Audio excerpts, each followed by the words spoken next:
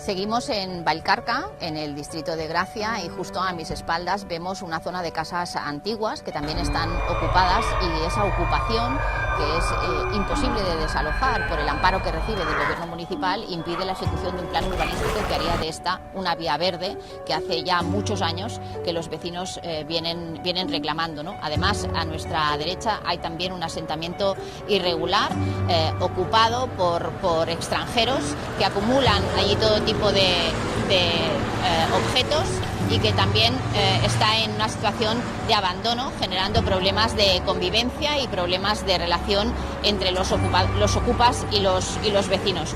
Algunos edificios están ocupados por grupos organizados que lo que hacen es extorsionar a personas sin recursos, intentando vender o realquilar los edificios, los pisos, con la intención de obtener un beneficio. Las iniciativas que desde el Grupo Municipal de Ciudadanos hemos impulsado es para evitar que personas sin recursos o en situación de vulnerabilidad se vean extorsionadas y afectadas por estas mafias, y también lo que pretendemos es conseguir que una acción por parte del Gobierno municipal que desaloje estos edificios que impiden la ejecución de planes urbanísticos desde hace años y que generan múltiples problemas de convivencia entre los vecinos y los ocupas.